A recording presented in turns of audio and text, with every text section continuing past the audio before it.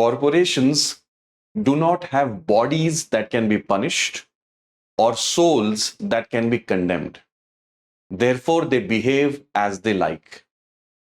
This was a prophetic quote by a British politician when the misadventures of East India Company in India became public in England. Certainly, a quote that continues to remain relevant in our contemporary times also. The East India Company had quickly learned in its South Indian wars how it can use its trained troops to interfere in the wars of Indians and consolidate their position. They used it to a great effect under Lord Clive at the Battle of Plassey. The subsequent Battle of Buxar transformed the East India Company from a mere trading power to one that was enjoying revenues of the most fertile province of India. The East India Company was conscious of not exposing its hidden ulterior motives, and therefore a sham of dual government was kept for another few years. But this idea of dual government was not working well. Neither was it good for Indians, and nor was it good for the East India Company. And therefore, ultimately, this concept of dual government was bid adieu, and the East India Company will take over power directly in 1772. All of these fallacies of East India Company actually not being the ruler were now given up. All the pretensions were now dropped, and East India Company will become a significant political player with territory, revenue, army, all that goes with it in India. Today in this episode of Modern Indian History, we are going to discuss this early phase of transformation that East India Company will go through.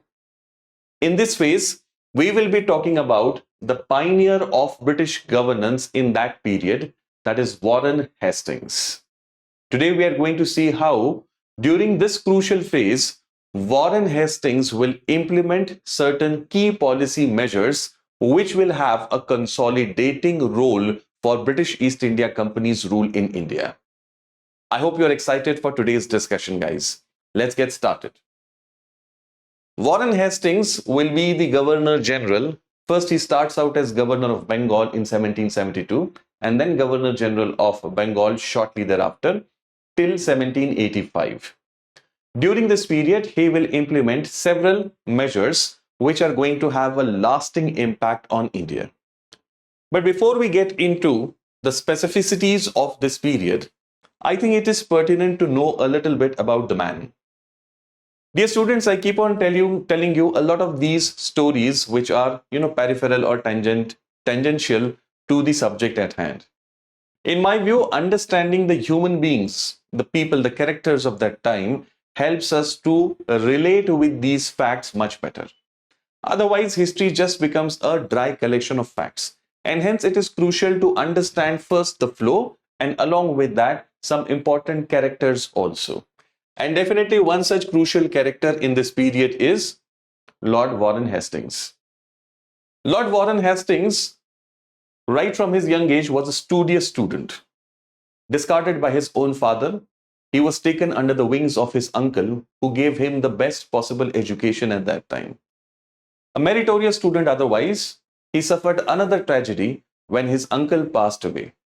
At a very young age of 17 years, much like Lord Clive, he was also sent to India as a writer. Now, I've told you in earlier classes that in the East India Company, the starting or the lowest position was that of a clerk, which was referred to as a writer. So he comes to India as a writer, first serves in Madras, and then he's sent to Bengal too. Under Lord Clive, this young impressionable officer of the East India Company volunteers to fight in the Battle of Plassey.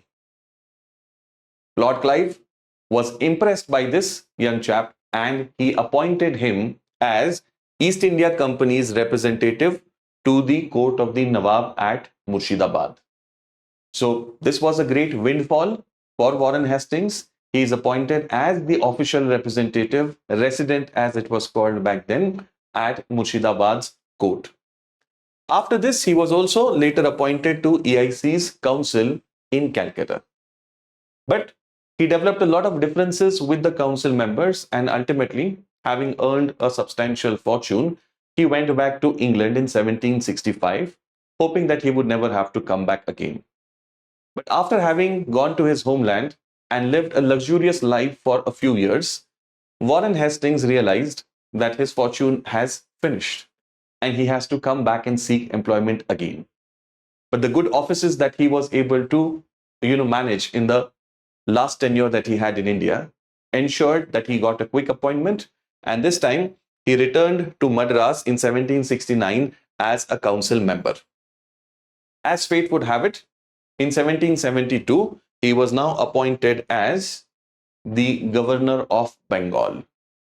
This appointment was in the context of the recent developments that have taken place in Bengal. Bengal has gone through throes of crisis. The dual government of Bengal has actually aggravated the situation on the ground. East India Company is already facing revenue-related challenges. Furthermore, there is a big famine, the Great Bengal Famine of late 1760s. It is said that this famine was so massive, so huge, that 1/3 of Bengal's population was wiped away. In that context, Lord Warren Hastings is sent to Bengal as governor. A mild-mannered, scholarly, and an Indophile person that he was, he will take up this task with great earnestness. He had great respect for the Indian civilization, and personally he was very well read. He knew several languages apart from his mother tongue that made him a good administrator also. Thus will come to Bengal Warren Hastings as the governor. When he describes the situation of East India Company in India, he quotes or he says that East India Company's affairs are a confused heap of undigested material. EIC's affairs in India are a confused heap of undigested material. I'm just quoting him here to make you understand that the problem that EIC is facing is that it does not have a structure to deal with the new role that it is now called to deliver upon. From being a mere trading corporation, it went on to become a significant political player in India, with territory, with people, with revenues to realize, and naturally all of this required a quick transition. East India Company was not quite ready for this quick transition, and the role of Warren Hastings will be to get the company's structure in India ready for this. The biggest challenge that Warren Hastings and subsequent early governor generals will face is to streamline the flow of the revenue, because that was the primary reason why the company was created. The shareholders of the company were not interested in which Indian power you have defeated or how big a territory you have. At this point, with Bengal, Bihar, Orissa in their kitty, and Karnataka and many other players under their influence, East India Company had a territory many times over that of England. But that did not entice the shareholders. They wanted returns on their investment. So the task is clearly cut out for Governor General Warren Hastings. Now, around this time, East India Company has earned a very bad reputation for itself in Britain. East India Company in 1772, the time where Warren Hastings is taking over as Governor General, is where it is facing a very big financial crisis. East India Company was at the brink of bankruptcy, dear students. Yes, you may be surprised that company which has virtually drained out the treasury of Murshidabad, Bengal, the most prosperous province, which has, made major Indian powers as their subsidiary allies, sort of. Such a company at this point is in the throes of bankruptcy. It had borrowed £5 million in the preceding years and now was asking Bank of England another loan of £4 lakh. There were whispers in England, according to William Dalrymple's book Anarchy, that it required £1 million worth of loan to come out of this financial crisis. Its assets and liabilities had a massive gap that could not be bridged. And this got people in England, particularly in London, the power elites, really talking. How was it possible that the company's officials like Lord Clive, Admiral Watson, and many others who were coming back from India, they were bringing huge sums of money? These sums of money were not carried physically, they were brought through bills of exchange. And it was very visible that these officials had amassed huge gains. Lord Clive had invested in big properties. He owned a big Haveli in London, which he named Plassey, perhaps fittingly so. And he was living a very rich life. So how was it possible that the company's officials are becoming rich, whereas the company is on the verge of crisis? These company officials were derided as nabobs by the political elite of India, as a ridicule to the Indian rulers who were often titled as Nawabs. EIC now needed a big bailout from the British state. Without this bailout, the entire amounts invested by shareholders, including the most powerful ruling elites of England, would go down an abyss. And therefore, the British state had to do something about it. There were debates in the British Parliament on this issue, and ultimately, a bailout was ensured for the East India Company, but it came with a lot of conditions attached. The British state was not ready to give now a free hand to East India Company to run their affairs the way they wanted to. They've had enough of it.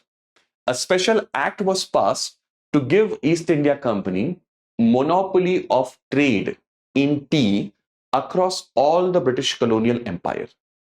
This special provision was given to East India Company so that it could recover from the losses and revive itself back again. So this was like a special provision being made out for the East India Company. And by the way, on a side note here, guys, this provision, that is the Tea Act, was hated by the Americans, and this led to the famous Boston Tea Party in USA, which ultimately started that war basically. We'll discuss that some other day in our world history series. While this bailout was given to East India Company, parallelly, a regulating act was also passed so that the company's affairs in India could now be regulated. Until this point, the British government or the British Parliament was only renewing the charters of East India Company periodically and expecting that the company will pay back its loans and also pay back the fee that it was due to pay to the British government. But now that the company had landed in such a big soup, the British government and the British Parliament decided that we now have to have a close watch on what these fellas are up to. And for this reason, an act is passed, as the word here clearly, emphasizes, regulating the activities of East India Company in India. This is the first time where within India, what the company is up to, that is going to be regulated by the British Parliament. This starts the process of British parliamentary interference in India. Let us now see what were the measures that were incorporated in this act. British government's involvement now starts in Indian affairs. The aim is to regulate the activities of East India Company. Furthermore, now East India Company's functioning in India had to be centralized, with territories that were spread on three corners of the Indian subcontinent and possessions that were not connected with each other but yet had very significant role and impact on each other's well-being. It was necessary that there was some kind of command structure. And for this reason, for the first time, there will be attempt at centralization of powers in India also. Calcutta, being the headquarters of Bengal, a big massive province with a lot of revenue flow, was the natural logical choice where the power would be concentrated. The other two presidencies, that is Bombay and Madras, would be subordinated to Bengal for this very reason. So we'll start to see a trend of centralization. Court of directors, who were the representatives of the shareholders of East India Company. So the company had multiple shareholders, several thousand. Now, day-to-day running of the company could not be overseen by several thousand people. So what East India Company had evolved was a structure called as Court of Directors.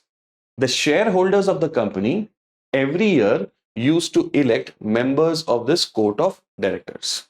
And these Court of Directors would then do the day-to-day work of the East India Company in London. Not in India. In London, whatever administrative functioning is required, whatever communication and contact and oversight is required was being done by this Court of Directors. The British Parliament decided that this Court of Directors should have a tenure of 4 years individually instead of 1, and there should be no re-election, so that every time we have fresh crop of people coming in as Court of Directors. Furthermore, 1/4 of these had to retire every year, much like our Rajya Sabha, where we have this system of retirees every 2 years. So similarly, 1/4 were to retire every year, and that churning would go on. The idea being that if we have this sort of a churning, then there will be a better control. Furthermore, people will not get entrenched. They will not become permanent figures in the Court of Directors who can then misuse the loopholes. That was the whole concept. Court of Directors and British Parliament, there will be this dual control on the functioning of East India Company. The Court of Directors being expected to have a oversight on the financial aspect of it, whereas the British Parliament would be looking at how politically the East India Company was behaving there. The Governor of Bengal was now the Governor General of Bengal. He was declared as the Governor General of Bengal. Warren Hastings, who already had taken the charge of Governor of Bengal when this act comes in, naturally became the first Governor General of Bengal. So that status has been elevated. The signal is very clear that it is not that these three governors, Bombay, Madras and Bengal, they are not at the same plane. The Governor of Bengal is at a higher pedestal. Under him, he would be under the direct control of Court of Directors, that is the shareholders body, and also he would be required to report to the British Parliament. All the papers that were going to come from India, those had to be submitted before the British Parliament via the Finance Ministry. He was to have a term of 5 years. For the sake of executive function, the Governor General would have an executive council. He, and in addition to him, 4 members who would deal with the executive, as in the decisions, policy decisions that have to be made for that particular purpose, the running of the government as such. Okay, if I was to give a loose analogy, just to make you understand, much like we have executive legislature, a similar thing is being worked out over here. The Governor General's Executive Council will be responsible for the running of the government day-to-day basis. In this council, there will be a majority rule. So 4 plus 1, all of these people together on the basis of majority, they will decide. Power to control Madras and Bombay. Now, since these three had very often acted, on their own initiative, and it had led to a lot of incoherence in their acts very often, there was a need felt to have unity of command, and for that purpose, very clearly it was being said that Madras and Bombay will be under Bengal. Prohibition of private trade and bribes. This entire idea of high level of corruption of the East India Company had become widespread in London. And therefore, the British Parliament felt that it was necessary to put the foot down and stop these practices. The reason why there was a lot of corruption in East India Company was the salaries of the company officials were low, because the company expected that you would supplement your salary with private trade. So this was a very clear understanding on which the company had functioned all this long. The British Parliament realized that this is the key to all the problems, and therefore they prohibit private trade of companies' officials completely. And furthermore, they were not allowed to accept bribes, which back then, were given the euphemistic name of gifts. Gifts. Okay. When you will become officers, that IAS, IPS, IRS, and all of these officers, people who have some vested interests on different festivals, will offer to give you some gifts. Now, these gifts are just another name for bribes. And these gifts will not be just sweets or some simple thing. These would be expensive gifts. Nobody on earth gives you something without expecting something in return. There's always a quid pro quo. So these gifts were basically bribes that East India Company's officials like Clive, Watson, even Warren Hastings for that matter, they had all earned. So that had to stop. Legislative function. Governor General and his council could make rules and regulations for the civil government. And this was for the sake of recognizing that now the company was not just a trading power, it was a power which was truly political in its full sense, and therefore it required to have political and administrative functioning. For this reason, they are allowed to make rules and regulations also at their own level. I hope you got this. Now, when you administer, you also require a system of justice. There will be cases where there will be conflict between the state and citizens, or there will always be conflicts between the citizens or subjects there. And for that reason, there needs to be a system of judiciary. So a judicial function, for the sake of judicial function, this act spoke about a Supreme Court that would be created at Calcutta with one Chief Justice and 3 judges. One Chief Justice and 3 judges. This would provide justice to Europeans and citizens of Calcutta. The legal framework and corruption reduction was the responsibility of Supreme Court at that particular time. Justice Impey, Elijah Impey, he became the first Chief Justice. Now, this act had its own share of defects and limitations also. But before we get into that, let me quickly give you an announcement regarding our P2I long-term batch, which is already started from 16th of September. It's an evening batch, which is targeting 2025, the attempt of 2025. It's a 2-year long duration batch for those students who are targeting 2025 as their attempt. You might be preparing for, your college exams, or you would be a working professional and do not target 2024's attempt. In that case, this is the batch for you. It has all the features that we have in our regular 1-year P2I batch. So it includes live classroom teaching, study material, books like the one we are discussing right now, Modern Indian History. It has mentoring, doubt solving, a lot of tests and daily answer writing practice.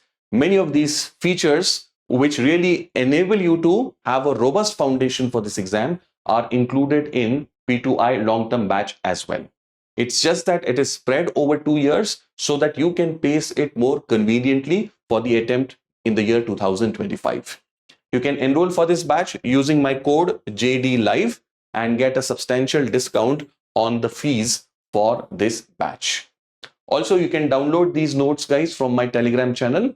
Use this QR code to scan and reach my Telegram channel, Jawwad Kazi UPSC Preparation. Now, what were the limitations of the Regulating Act? Number one, the biggest problem was the council. The Governor General's Council had 4 members apart from Governor General himself. And in this council, he did not have the power to override them. And consequently, this led to a lot of deadlock between Warren Hastings and his council members. These members had been offended by Warren Hastings for a flimsy reason. When they reached Calcutta, they had not got the kind of welcome or reception that they had expected. They were given a 17-gun salute instead of a 21-gun as they had expected to. From that very starting point itself, these members started to have differences with Governor General Warren Hastings.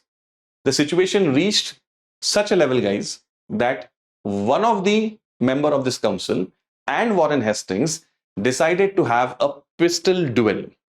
Okay, you might have seen that in Hollywood movies, some Bollywood movies also, where hero and the villain, they have a pistol duel. Both of them stand in front of each other bravely with their chests out, shoulders up, and one of them will try and shoot the other.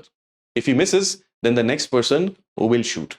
So Governor General of Bengal and his council member, they reached a level of differences where they decided, let us settle it with a pistol duel, in which, luckily for Warren Hastings, he allowed the other fellow to take the first shot, and the other fellow had never used a gun.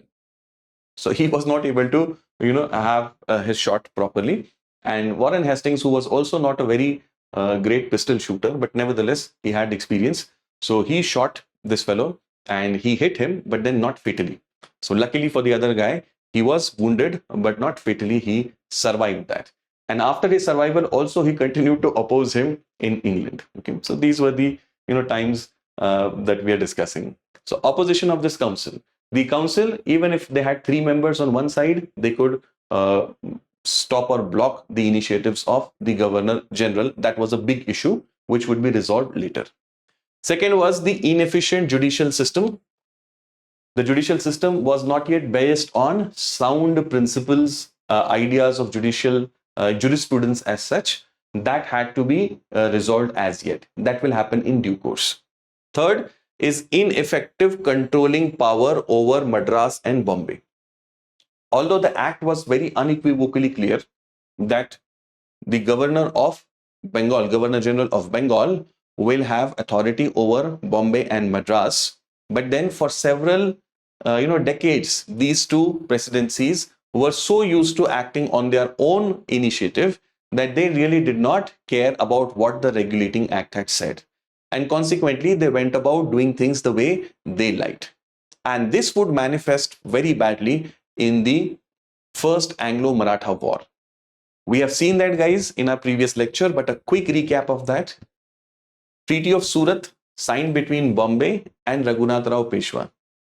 Bombay took up the cause of Raghunath Rao Peshwa and started the First Anglo-Maratha War at a time when East India Company was quite weak financially.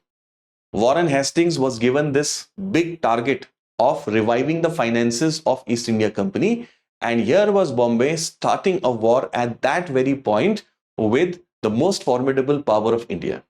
So Warren Hastings sent his representatives, renegotiated with the Marathas, and signed the Treaty of Purandar, which annulled the earlier Treaty of Surat between Bombay and Raghunath Rao Peshwa. So can you imagine that? The level of lack of coordination between these. Ultimately, the war still happened for other reasons, which we have discussed in the previous class. I'll urge you to watch that if you've not watched it. But what I want to emphasize here is that despite the regulating act, there were still not sufficient mechanisms to ensure compliance by Bombay and Madras, and it often caused difficulties for Warren Hastings. I hope you got this context, guys. So because of these limitations, the next act will come, which we are going to see shortly, which will overcome some of these limitations. All right, fine. This is the position of India in 1765, that is after Battle of Buxar around the Treaty of Allahabad. This entire area is under British. They have taken this over northern Sarkars from the Nizam. Here is Madras, the buffer area of Carnatic, Marathas over a massive territory, and then these are other smaller states. Awadh is a friendly state, almost like a subsidiary ally for East India Company because of Treaty of Allahabad, 1765. Here is Rohilkhand, with whom Warren Hastings will engage in a war, and then there are others also. So this is the position. It always helps to have a picture of the geography before our eyes. All right. Now let us get down to what were the sort of administrative measures that Warren Hastings took during his period. So let's get down to business now. Warren Hastings immediately gave up on the idea of dual government of Bengal that Lord Clive had brought. Lord Clive had his own rationale, which seems logical in the time's context. But then subsequently, it was very visible that this sham dual government was not functional. And people were suffering very badly because of it. The massive famine of the 17 late 60s, 1770, it was on account of dual government.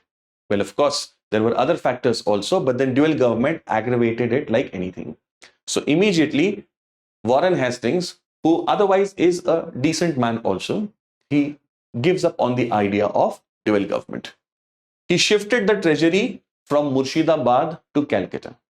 This was a clear signal that now Calcutta would be the capital of Bengal, and that is from where the Britishers are going to run their show. Governor and council together would form a board of revenue. Now, at the backdrop, guys, you have to understand this, that the early governor generals, their primary target is going to be to streamline the revenue. That is their first responsibility.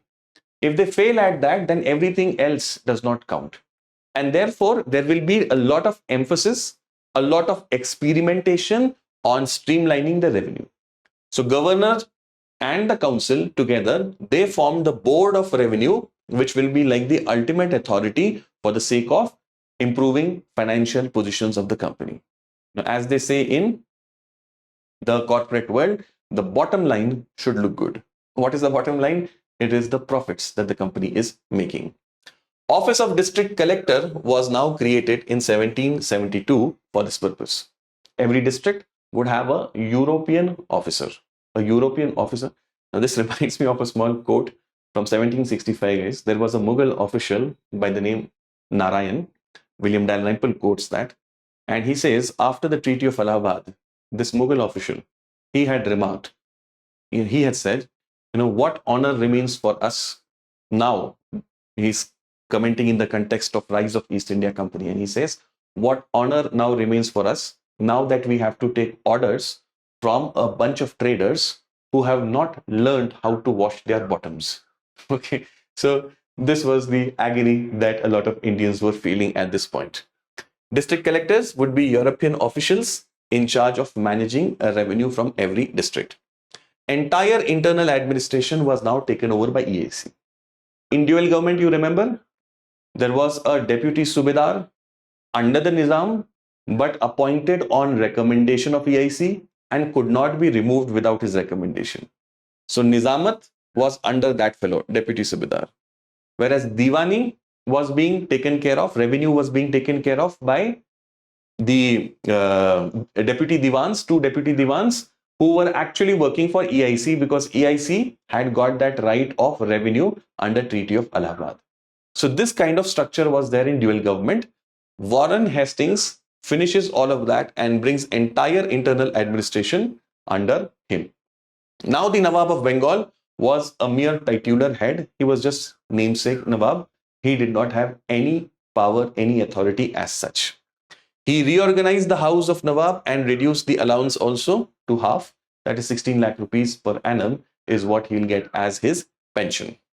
The Mughal king's pension, which was decided at 26 lakh rupees under Treaty of Allahabad, was also now stopped because he had left the EIC protection, and under Maratha protection, Shah Alam had gone back to Delhi.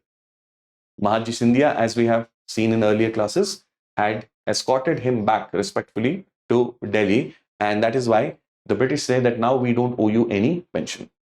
The districts of Allahabad and Kora, which were given to the Mughal ruler, were now sold back to Nawab of Awadh. After the Battle of Buxar, they had taken this Allahabad and Kora and given to the Mughal ruler. Not out of their pocket, out of thin air basically, they have manufactured this. They've taken Allahabad and Kora from Nawab of Awadh and given it to the Mughal ruler. Now that the Mughal ruler is gone, they take back those two districts and they do what? They sell it back to the Nawab of Awadh. Okay, so once again, out of thin air, they are making money. The Dastak system, which had been grossly abused by EIC earlier, was now ended. The Regulating Act also said the same, and Warren Hastings also implemented it strictly because this had led to a lot of misuse, a lot of conflicts. Private trade of officials was also now stopped. This led to a lot of heartburn and Warren Hastings, because once you get used to a system, something that has benefited you and that is suddenly stopped, that leads to a lot of pain. It's painful. So EIC officials used to crib a lot about this. Unified the currency system of the Britishers, because there were different types of currencies prevalent at that point of time. Mughal, the Nawab of Bengal had his mint also. The company, other European companies also had their own small currencies, and all of this created a lot of confusion. So he unified the currency system. He also created some big public granaries so that in case of a future famine, the British state will be better prepared to deal with it. He did not accept that the famine was because of the British policies. And even during the famine times, the East India Company had not stopped revenue collection. They forced the Indians to pay, come what may. And that is the reason why there was such huge number of loss of life. There was such a huge loss of life. Now he at least creates public granaries to deal with the situation in a better way in future. So those were the prominent administrative measures. Now let us see some of the revenue experiments that he will make. Always remember the context. In this period, the big challenge is revenue streamlining. Already in London, there has been a lot of issue about this. Special acts have been passed. Targets have been given. The court of directors are also not happy with East India Company's administration in India. All of that pressure is on whom? On Warren Hastings. Warren Hastings has to deliver on this count. Okay, everything else can be overlooked, but not revenue. And for this purpose, he will make his own experiments. The most famous of that is the 5-year settlement of 1772. Similar to what Zulfikar Khan did in later Mughal periods, the Ijara-Dari system. Warren Hastings also tries to do this. This is basically a sort of revenue farming only. Whenever the revenues are dwindling, many states in history we see, they have made this myopic, they've taken this myopic step, short-sighted step of doing revenue farming. Zulfikar Khan did it, and so did Warren Hastings. What is done in this? There is bidding that is called for revenue collection. You come and bid that for this particular district, for example, for next 5 years, what is the amount that you can give to the company in return of getting the right of revenue of that area? You bid. Okay, so bidders are called for this purpose, and the interests are taken, and based on the highest amount, the person is awarded the right. Now, this leads to very often, which I have told in earlier lecture also, the winner's curse. What is the winner's curse? In the drive of winning that bid, we are human beings, we're competitive. We'll see, jo bhi aage hoga dekha jayega, that kind of attitude, that once we get the bid, then we'll try to manage something. So people, to outbid each other, they give the commitment so high that it was not realizable practically on the ground. Warren Hastings was skeptical about the zamindars of Bengal.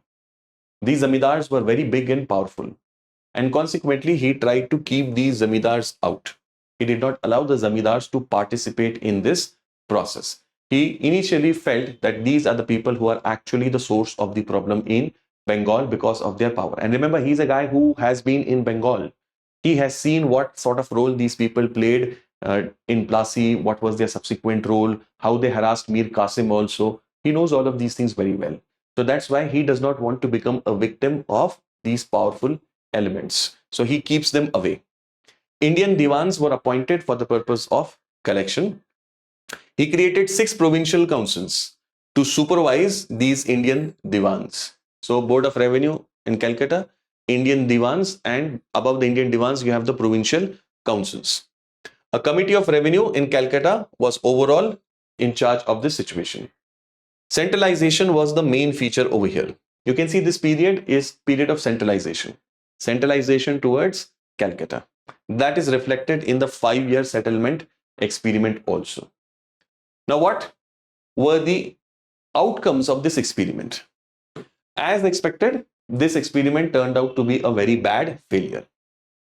The company officials who were used to, abuse their office, who earlier were earning a lot through private trade, they tried to participate in this bidding process itself. Officially, they were not allowed to, but they did it through their proxies. Okay, instead of the company official, somebody else did the bidding on his behalf. Now, what is a proxy? I think I don't have to tell you that. Just go back to your college times and try to recollect what you did with attendance with the help of your friends. You know that very well, right? So company officials used proxies. The assessment was high, collection methods were harsh, and this led to ruin of peasantry. The amounts that were to be realized could not be done, and therefore this entire experiment failed. Moreover, since people had the right for 5 years only, naturally, these bidders, they did not invest for long-term development of those areas. And consequently, agriculture started to stagnate. A lot of problems of agriculture that we inherited and continue to face today have happened because of these experiments of the British. The stagnancy in agriculture, the, what you call as disguised employment in agriculture. All of that is a consequence of British policies. This is not to say that we also have failed to overcome it in last 75 years, but then the legacy is from those times. Reverted back to annual bidding after this. Now collectors and kanungas were appointed for the collection purpose. Zamindars, who earlier were not given attention to, are now given preference, and the provincial councils that were created, they were abolished. And instead, this new experiment, annual bidding experiment, was done. This experiment also failed. So Warren Hastings, in this regard, that is streamlining of revenue, could not make a big impact, could not make a big dent as such. Now let us see judicial reforms. To ensure that your administration is effective, efficient, to ensure that there is law and order and people are happy overall, the judicial function has to be discharged very well. And therefore, we see that Governor General Warren Hastings focuses his attention on structurizing the judiciary also. The judicial system was, created in a graded manner, district level and then an appellate level also. In the district level, there is vertical segregation as well. What is the vertical segregation? We have Diwani and Faujdari Adalats separate. Earlier, the Zamindars used to have a lot of judicial power, but Warren Hastings took away those powers from Zamindars. They were social elites. You remember in the very first class when we discussed Zamindari, Mansabdari, Jagirdari, I had told you that the Zamindars had many other responsibilities, which included providing justice also. But Warren Hastings understood that Zamindars are a source of a lot of injustice. So he stopped them from having these powers. He created district Diwani Adalats for civil cases and Faujdari Adalat for criminal cases. Civil cases, Diwani Adalat was headed by the collector, British official. So merging of these two posts, revenue is also under him, revenue administration as well as judicial function.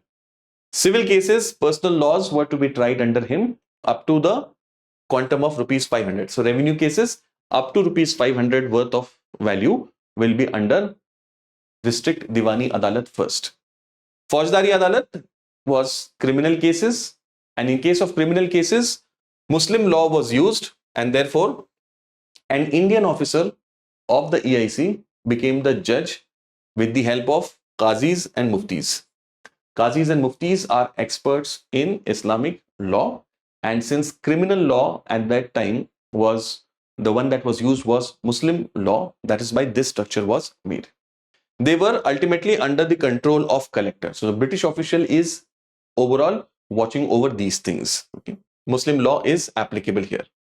From the district Adalat, the appeals could go to the higher level, that is at provincial level, and at provincial level you had Sadar Diwani and Sadar Nizamat Adalat. Sadar Diwani and Sadar Nizamat Adalat. The word Sadar, you'll come across this word Sadar in many of our old towns. You'll have Sadar Bazaar in many of these old cities which have a history from medieval period. The word Sadar actually means chest or center. Okay? Chest or center in Arabic language. So Sadar Bazaar was like the central market. Okay. So Sadar Diwani Adalat means like the nodal Diwani Adalat in that sense. Sadar Diwani Adalat had president and 2 members of Supreme Council, and Nizamat Adalat had Deputy Nazim, Chief Kazi, and Chief Mufti as officials, supervised once again by British officials, that is President and Supreme Council. So like here, collector kept a watch over this. Similarly here, on the criminal law also, there was a watch. Why are they creating this structure? Because British are not used to the Muslim personal law. They are used to European law. But here in India, immediately European law could not be made applicable. For the sake of continuity, Muslim law was applicable in terms of the crimes. So this was the judicial provisions. Apart from this, as we noted earlier, Regulating Act brought about Supreme Court also separately. This was to be based in Calcutta and would administer English law. Why is this being done? Because there are a lot of Englishmen, of course, there in Bengal, but additionally there are other Europeans also. Now these Europeans, they could not be tried under the Muslim law because the nature of the Muslim law is very different from the English law. So for this purpose, a separate structure called as Supreme Court is created. And yes, this naturally led to duplication and conflict between the structure that was created for Indian law, that is Sadar Diwani and Nizamat Adalat on one side and the Supreme Court on other. There was a lack of clarity on jurisdiction, which case will fall under whom. Okay, this clarity will be given in the subsequent law, that is Pitt's India Act. This was based in Calcutta, the court, and remember the name of the judge, Elijah Impey, was the first Chief Justice of Supreme Court based in Calcutta. So you can see, guys, in independent India, a lot of the structures that we have based our polity on, they have evolved through the colonial era. Supreme Court, in that sense, a court of highest appeal here in India is also a legacy of the British period. It starts very early in the colonial times. Okay, so we have seen the administrative measures, we have seen the revenue related experiments, we have understood his judicial contribution. Now let us see his cultural contribution also. Warren Hastings, guys, was a scholar administrator, and primarily he was a man of learning, man of letters, and he understood and had great respect for the Indian civilization and culture, and therefore he has made some very pioneering contribution in cultural sense as well. He was a man who knew a lot of Indian languages, and he genuinely felt that, see, Oriental civilization works in a certain way. We must not interfere into it. Let the Indians live according to their traditional norms. So you will see during Warren Hastings' times, there are no reform measures. Why? Because he feels that the Orient has a certain way of life and Europeans should not tamper with it. So that is why you see arm's distance when it comes to any social type of measure. What were the cultural contributions? Code of Gentoo laws, codification of Hindu laws. Gentoo is basically just another, you can say, anglicized word for Hindu. Code of Gentoo laws was published in 1776, and this was done so that when Hindus they face some there are some conflicts, so the Hindu personal law should be readily available for deciding those cases. Similarly, Fatwa-e Alamgiri, this was a document compiled during Aurangzeb's times, which is a compilation of fatwas. Okay, what is a fatwa? Fatwa is a judicial pronouncement of a mufti. Mufti. Who is Mufti? Mufti is a scholar or expert of Islamic law. So he studies a case and gives a pronouncement. That pronouncement is called as the fatwa. Fatwa-e-Alamgiri is a compilation of important fatwas, so that in one place, different types of cases are available for ready reference. When a similar case comes about, you have a reference for that, and based on that, you can give judgment. Much like, in modern judiciary, we have the idea of case laws. Earlier judgments are cited in subsequent ones that, see, such a case had happened 20 years ago, and this was a judgment of Supreme Court of India, and this is exactly like this, so that same judgment is applicable. Okay, that is called as case law. So similar attempt is being done here by translating it into English. Calcutta Madrasa is established in 1781 during Warren Hastings times. This EIC is establishing. Now one may wonder, why would EIC want to establish Calcutta Madrasa? Did Warren Hastings himself want to become a Mufti and Kazi? No. Since the Muslim law was used in criminal cases and Persian was very often, the language of the courts, for all of these reasons, they required a manpower that was trained in the traditional Muslim way. So for that reason, Calcutta Madrasa was required. Subsequently, Sanskrit College and all of these things will also come up. Asiatic Society of Bengal was created in 1784. Asiatic Society of Bengal will play a very pioneering role in contributing some of the ancient texts from Sanskrit and other languages into English. And that great treasure trove of India's civilizational heritage will be brought to light because of the contribution of Asiatic Society of Bengal. Warren Hastings definitely was a moving force behind this. Especially, he was very keen that Gita is translated into English, and through his efforts, Charles Wilkins ultimately did that in 1785, and Warren Hastings wrote the introduction of it. Warren Hastings was the one who wrote the introduction of this. All right. This, by the way, is Sir William Jones, who is associated with the Asiatic Society of Bengal, who established that society. And here's this famous quote: "The Sanskrit language is of wonderful structure, more perfect than the Greek, more copious than the Latin, and more exquisitely refined than either." So he is a man to whom we owe a lot for having contributed immensely in bringing Indian culture to light, Indian civilizational heritage to light. Okay. Now, some controversies that took place during Warren Hastings times must be known. First in that, controversies and wars also. First in that is the Ruhela War. Ruhela War. Okay. We have seen the state of Rohilkhand. It was a rebel state and was constantly in conflict with the rising power of Marathas.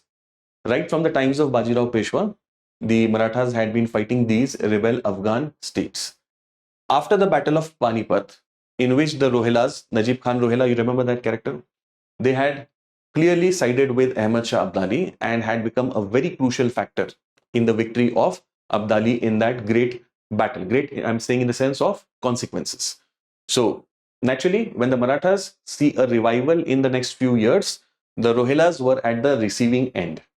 Now, to counter or tackle the Marathas, the Rohilas and Awadh, Nawab of Awadh, to their west, they enter into an agreement where Nawab of Awadh promised them help in case of Marathas come to fight them, but in return for a fee.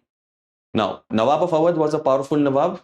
Nawab of Shujauddaulah was still alive at this point of time, and therefore, the next time Marathas came and they saw that there is an alliance between Rohilas and Nawab of Awadh, Marathas did not attack the state of Rohilkhand.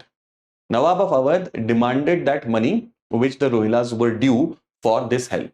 But the Rohilas insisted that since there was no fighting, they did not owe money to Nawab of Awadh because the money was for fighting. Nawab of Awadh said that in the first place, had it not been for the alliance, the Marathas would have surely attacked you, and that would have led to great losses. This conflict ultimately escalated into the First Rohilla War, and in this Rohilla War, Nawab of Awadh asked for East India Company's help, EIC's help, where Warren Hastings was the Governor General. Now, Warren Hastings responded because of the Treaty of Allahabad. Okay? Treaty of Allahabad 1765 had made Awadh a protectorate, and in that sense, Warren Hastings felt it was necessary to help out the state, and furthermore, suppressing the Rohilas and extending Awadh, which was a friendly state, Awadh's dominion was in EIC's interest also. So Warren Hastings sent the army, Bengal army, to fight in this Rohilla war, which led to a lot of destruction of the Rohilas. After the war, a lot of barbarities were committed by the army of East India Company, and this will become a big point for the opponents of Warren Hastings. Okay. Second, First Anglo-Maratha War. First Anglo-Maratha War we have discussed in the immediately preceding lecture, and quite detailed discussion we have already done on it. So we don't have to, I think, repeat that over here. Similar is the case with Second Anglo-Mysore War from 1780 to 84. This will also be fought in times of Warren Hastings. In both the cases, Warren Hastings was able to ensure that there was a draw and East India Company did not lose in both these wars. Here with the Treaty of Salbai with Marathas and with Mysore by Treaty of Mangalore. Okay, settlements were reached. So to his credit, he was able to ensure that when he was fighting both these powers, and they had formed an alliance also during this worst time, and parallelly, the French had also arrived, guys. Yes, a significant point here.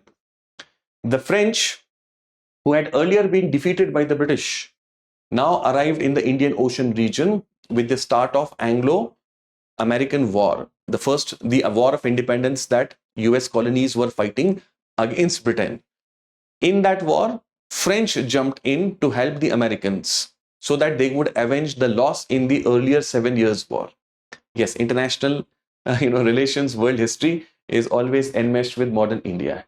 Now, taking opportunity of whatever is happening here in India, the French sent some representatives here in India, and these people contacted the Marathas, and this was really a very, very bad time for East India Company. Already Warren Hastings had to deal with a lot of headaches of administration, streamlining the revenue, and his policy was, war should be avoided at all cost. Unless it is completely unavoidable, only then we'll fight. That is why in Maratha War, he had tried to renegotiate, and he came to Treaty of Purandar. That settlement was made because he did not want any war. But as fate would have it, he had to fight the wars. But fortunately for him, through these treaties, it ended in a draw. The Nanda Kumar case. Nanda Kumar case is where this revenue official of East India Company had made allegations against Governor General Warren Hastings about the corruption that he had indulged into. Now, Nanda Kumar was, tried for forging documents. He was found guilty and he was hanged by the neck till death. That became the first such capital punishment in the history of East India Company. Later on, this case was used by opponents of Warren Hastings in India as well as in London later to actually criticize and even later impeach Warren Hastings in the process. So that's one case, Nanda Kumar case, that we must know. They called it a judicial killing. Chaid Singh and Begums of Awadh. Chaid Singh of Banaras, the ruler there, he had promised a certain sum of money to East India Company. But considering the strained situations due to the wars, Warren Hastings kept on asking for more until Chaid Singh decided that he will not give anything more because he did not have it. And therefore, he vacated his, small area where he had his rule and left from there towards the west. All of that resulted into a big embarrassment for Warren Hastings because he could not recover the amount, and on top of it, he had to face a lot of losses because of the expeditions. Then comes the issue of Begums of Awadh. The new Nawab of Awadh, after Shujauddaulah, the new Nawab of Awadh, he refused to pay money to East India Company, saying that he did not have any money. All the money was with his mother and grandmother, who were referred to as the Begums of Awadh. And he said that until and unless I get money from them, I can't pay it to the East India Company. So for that reason, East India Company sent its forces to help the Nawab of Awadh to recover that money from the Begums. And this was also very harshly criticized. Warren Hastings was criticized for this in India as well as in London. I hope you got this, guys. All right. Now we'll see the Pitt's India Act of 1784 that will come towards the end of Warren Hastings' period in India. This was aimed to remove the defects of the earlier act, that is Regulating Act of 1773. Supreme control of British government over companies' public affairs and administration in India was the goal. British government wanted to have more and more control, assert its role over EIC in India. For this purpose, an additional structure was created. What is this structure called? It's called as Board of Control. Already there is something called as Court of Directors. Now you know this is body of East India Company's shareholders' representatives. Board of Control, what did it do? It had 6 commissioners, including 2 cabinet ministers. 2 cabinet ministers. Their role was that on behalf of the British Parliament, they will have a watch on East India Company. Earlier already the British Parliament had control, but then whole of Parliament cannot constantly watch. So just like in our Parliament, we have these special committees, standing committees, which are constantly functioning on a specific area. So similarly, a board of control was created there. Governor General and Council was subordinate now to the British government. And all the territories of East India Company were now declared as British possessions to emphasize that, see, you are not doing there something all by yourself. It's not like you can do anything by your whim and fancy. You have to be under our control. Governor General and Council. Governor General's Executive Council would now have 3 members, reduced from the 4 earlier. Governor General's position was strengthened. Madras and Bombay were now completely subordinated to Bengal. Madras and Bombay were told very clearly and strictly that, see, you cannot do things as per your wish. You have to behave in a structured manner. The Governor General of Bengal is your higher authority and you have to comply with his orders. You have to fall in line. They're clearly told. Right to recall. This is a significant point, guys. The company's court of directors, they had a special privilege. They had the privilege of appointment. All the officials of EIC who are working in India, they were appointed by whom? By the court of directors, including Governor General also. Court of directors decided. Okay? The British government said, okay, fine, you have that privilege as per the charter, but then we will have the right to recall. We can recall anybody back to India, including the Governor General also. So this was done to assert their control over the East India Company. Now, this act also consisted certain problematic factors. Problem number 1 was conflicting management. The Governor General was now under 2 authorities. He has to satisfy the Court of Directors also, as well as the Board of Control. So there was this, constant conflict for the Governor General to deal with 2 separate bodies. Secondly, lack of information. While the British Parliament was supposed to control this company through the board, but then the flow of information back then was not so smooth, and consequently this control was not a very effective one as such. For all practical purposes, the East India Company was still doing things the way it wanted to in India. These were the limitations, guys. Warren Hastings had hoped that because of his complaints to the British government, the council will now be reduced and he will have complete sway over it. But practically, it was reduced by only 1 member. Yes, Governor General had the casting vote, meaning if there was a tie, then the Governor General side will automatically, win. But Warren Hastings had expected more, and he was already tired of all that had happened in the last few years, and therefore, in haste, he resigned and left from India. And after going there, little to his, completely to his surprise, he would face a long impeachment process. People in Britain will criticize him for his roles in the Awadh war or the affairs of Chait Singh, Begums of Awadh, so on and so forth. And consequently, he will go through an impeachment process before the British Parliament in the House of Lords. People like Edmund Burke, Lord North, and one of the members of the Governor General's Council, they hounded him for a very long time, but ultimately he was declared not guilty. That concludes our discussion, guys, on Warren Hastings and brings us on the doorstep of the next pioneer, Lord Cornwallis, who is a very interesting character, a lot of interesting stories around him. I am excited to see you in my next class. If you found this lecture helpful, then do leave some love in the comment box below and like this lecture, share it with your friends so that we can reach to many more students. Thank you. I'll see you in my next class.